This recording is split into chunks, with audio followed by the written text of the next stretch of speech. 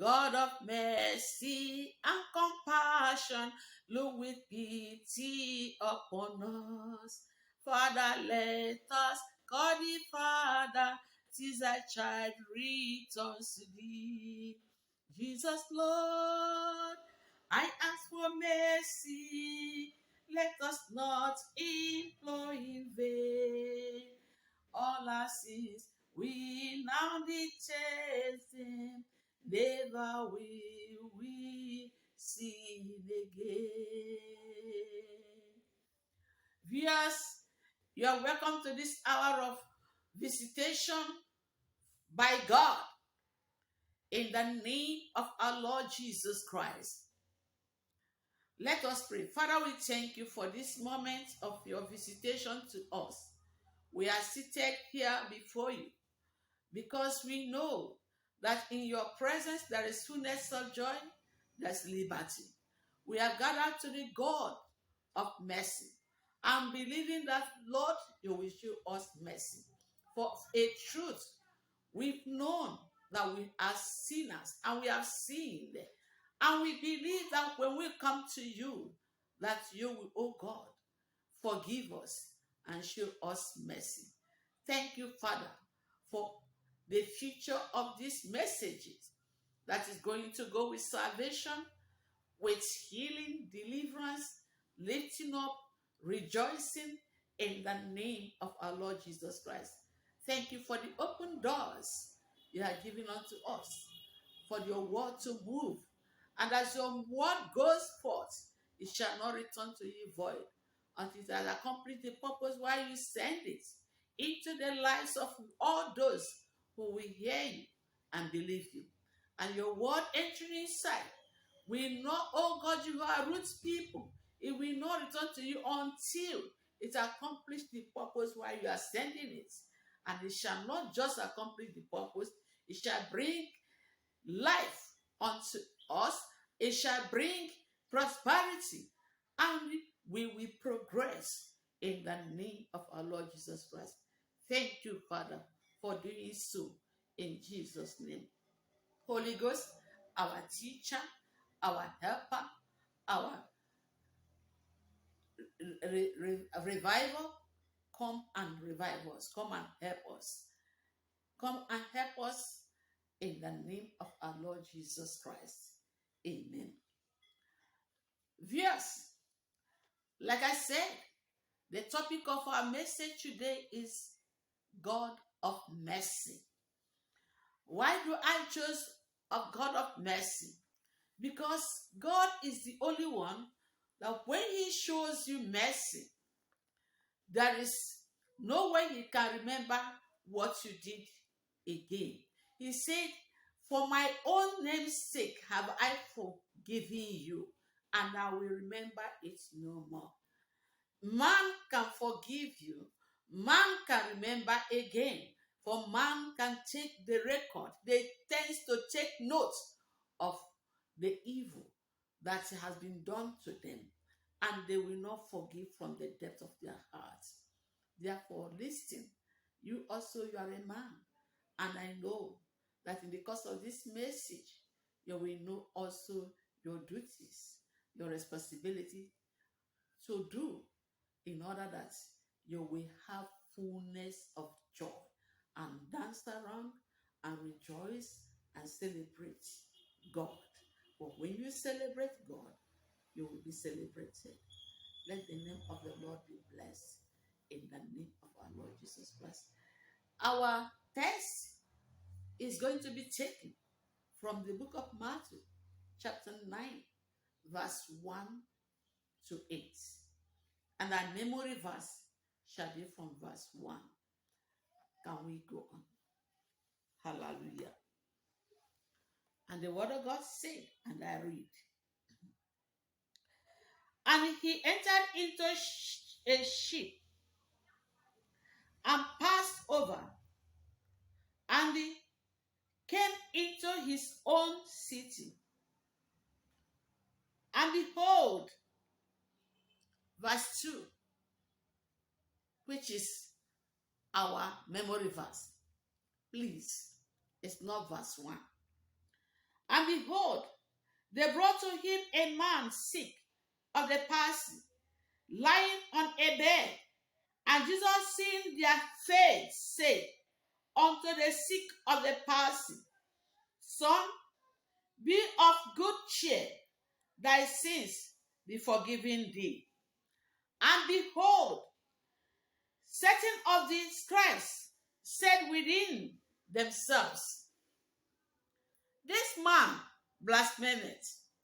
And Jesus, knowing their thoughts, said, Wherefore think ye evil in your hearts? For whether is easier to say, Thy sins be forgiven thee, or to say, Arise and walk? But that ye may know that the Son of Man hath power on earth to forgive sins. Then said he to the sick of the palsy, Arise, take up thy bed, and go unto thy house. And he arose and departed to his house. But when the multitude saw it, they marveled and glorified God, which had given such power unto men. Hallelujah. Hallelujah. Jesus, in his missionary work, in his evangelistic work, came to his town. He came to this place, and of a truth, they brought to him a man who was paralyzed. What does it mean by paralyzed? All the parts of his body none of the parts of his body was functioning. Every part of his body was weak. He was sick. He cannot make use of any of them. He cannot move. And I know his people must have been carrying him everywhere. To hospitals, to everywhere they think healing can come. But they couldn't get the healing. But once they heard about Jesus, the miracle worker, they decided to go to him. When they came there, this man was tied in a bed. He was tied because how could they carry him? All his body were doing yega, yega, yega. And they have to open a ceiling and brought him down to where Jesus was ministering. And Jesus saw their faith, the faith of the people who brought this sick man. And he went. He has already known what was keeping that man into that situation. For how long he had been there? It was sin. And what does he need?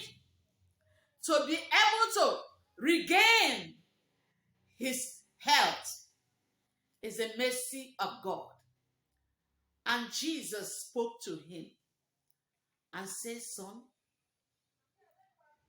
your sins have forgiven you. Nobody had ever had such a thing before. They didn't know. And that was why they grumbled, they murmured. They said, this man, it's only God that they know that can forgive sin. No man, no other person. But they didn't know that the person standing with them was God. And Jesus had to tell them, why were you thinking this evil in your heart? Which one is better? To tell him that his sins are forgiven, or to rise and walk home? Which one is better? That is a double portion of blessing. Double portion of blessing. The man received forgiveness of his sins, and at the same time, he received healing of many years of sickness he had been on the bed. And he told them, this is to tell you that the Son of Man has authority on earth to forgive sin. Viewers, brethren, my loved ones, globally, you that are watching and hearing this message coming to you, God loves you. If Jesus, as God did not love that man, he wouldn't have accepted him. But he hated the sin, and that is why he pointed it out. Sin was the reason the situation was like that. As you are hearing me now, I don't know the predicament you are in. I don't know what is going on in your life. So many are in the hospital. So many at home sick, hospital sick. So many they'll be carrying them here and there, here and there. But it was just a particular one thing could be the problem. I have seen someone who was in labor. This is not a joke. She has carried the pregnancy to 9 months. And it came to a day of her delivery. She was not able to deliver the child. Prayers have gone. People that know her, they gathered. But the problem was with her. What was her problem? Unforgiveness. She has unforgiving spirit. And she refused. Fighting her brothers, fighting her sisters. She refused to forgive any of them. And that was the problem she had. That's what held her for not giving birth for that child. Until someone came in the prayers. In the hospital, evangelists also go to the hospital to go and pray for the sick. Evangelize some people.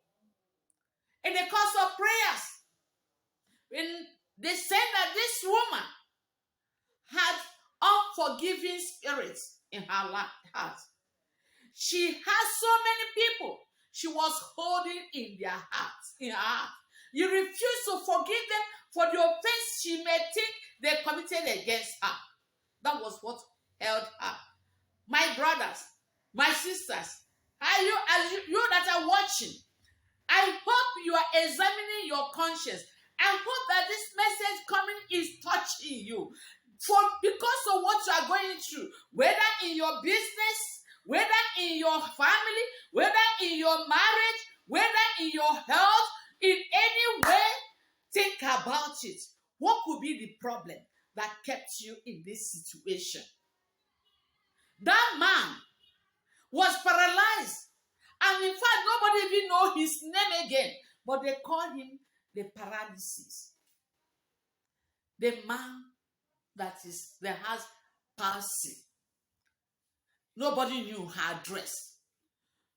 Nobody knew her friends. Nobody knew where he was coming from, what he was doing before. Nobody knew. But that sickness took over his life and his name and everything about him and turned it to the man of palsy. But thank God, they met the God of mercy. Sin kept him in that situation. Until Jesus, God of mercy, released him. He intervened in his situation.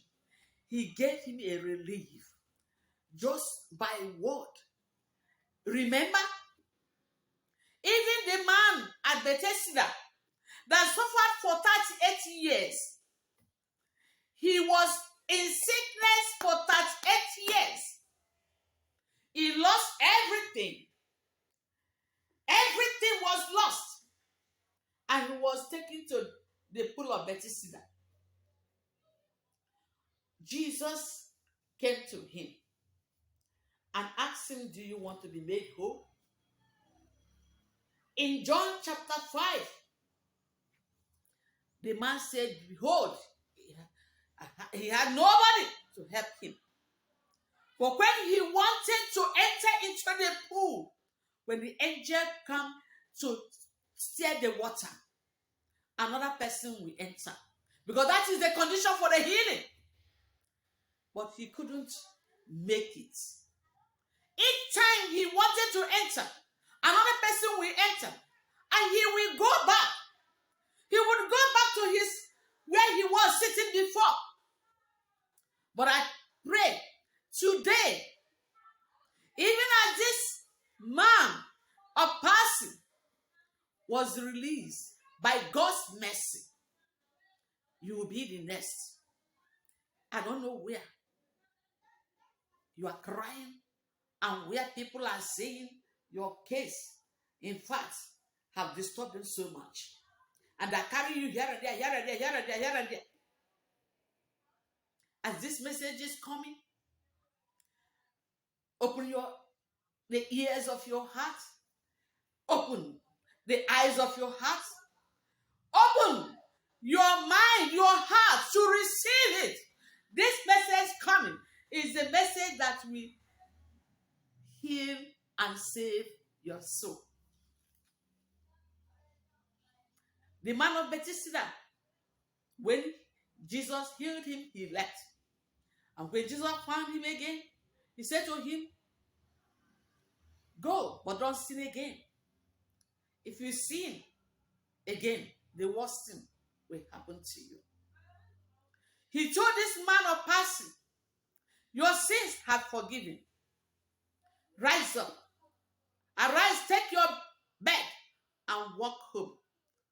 And immediately, he received the miracle. Instantly. And people turn around and glorify God. What does that mean? Rejoicing.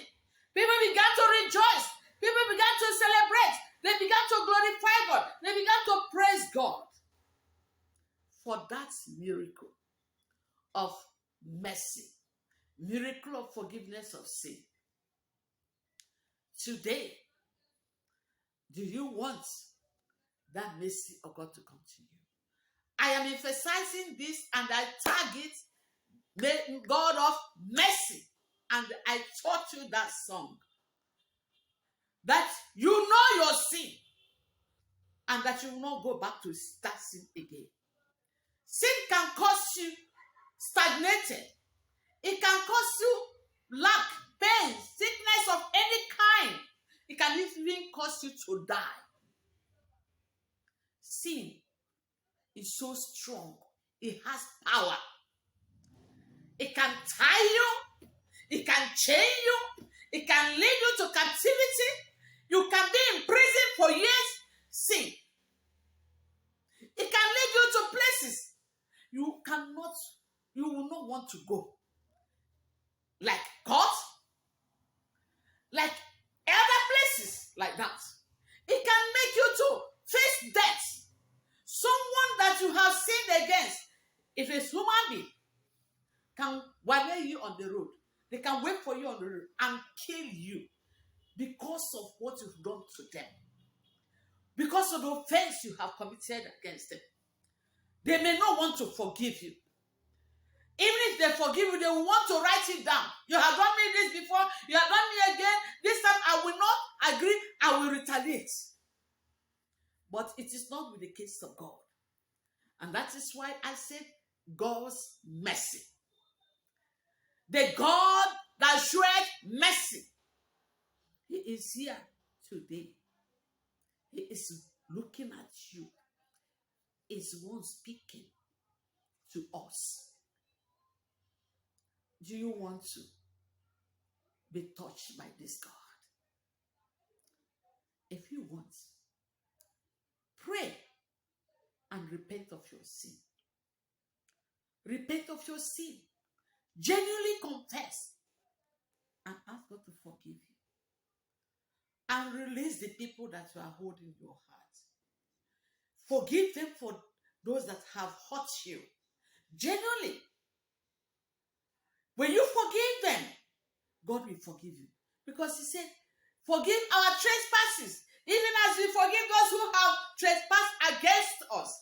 When you don't follow God's law, God's commandments, you will be bound there. But God is a favorable God. And I decree that in this season of mercy, you'll be shown mercy. The Lord will forgive you. And he will heal you. He will deliver you and lift you up. In the name of our Lord Jesus Christ.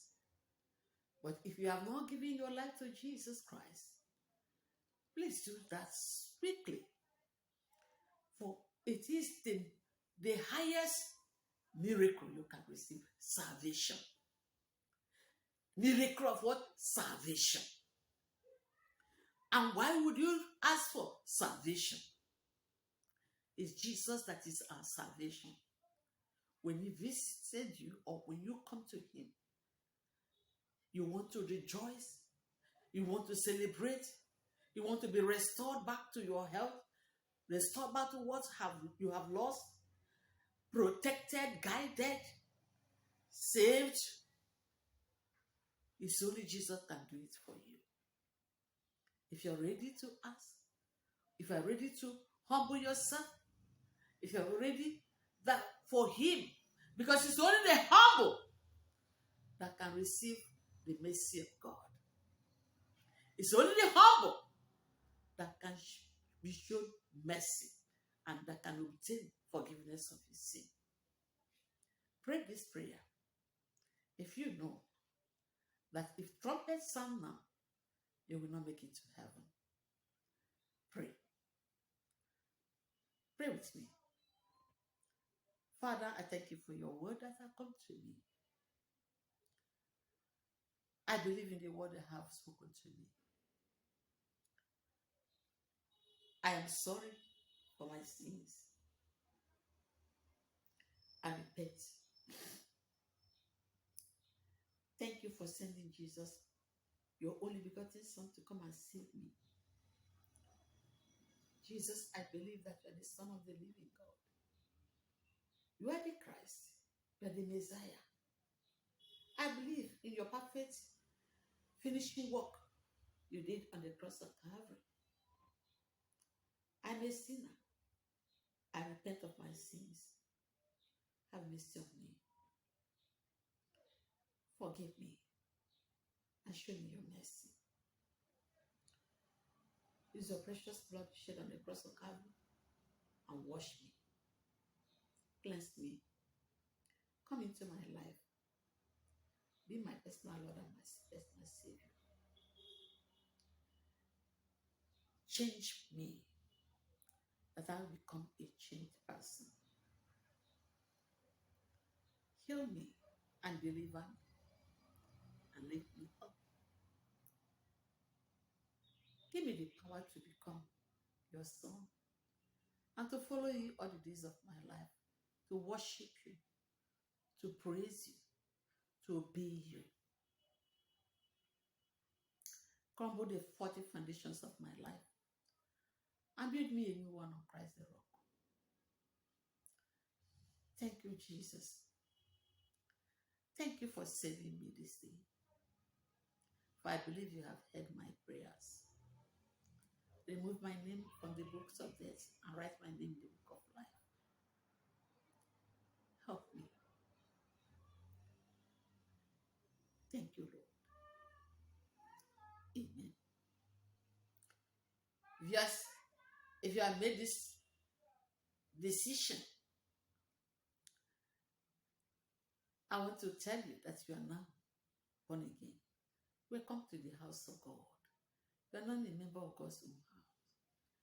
You are not a member of God's own house. But rise up, locate any Bible-believing church where the true word of God is preached, where Jesus Christ is preached, and be with them. So that you can be hearing the word of life. You'll be hearing the word of God. And Make yourself strong in him so that when the rapture comes, you'll be able to make it. Even if you die before the rapture comes, you'll be able to rejoice in heaven. For that is the plan of God for you. He said, for God so loved the world that he gave his only begotten Son, that whosoever believeth in him should not perish, but have everlasting life. Today, as you have made this decision, I decree you will not perish anymore. I decree you are saved. You are saved and safe. Because you have entered into Jesus, who is the door. The only door. That if anybody enters, he shall be saved and be saved. According to John chapter 10, verse 9. Can I pray for you? Father, thank you for these ones. I worship you for your word that have gone forth into their lives. It shall not return to you void. Thank you for the healing that this word that entered into their life will give to them. The mercy, forgiveness of their sins, deliverance, healing and lifting up, restorations, joy, prosperity, progress. Thank you for turning their lives around. The comfort, the joy, the peace that this word have come into them. I give you thanks. I praise you.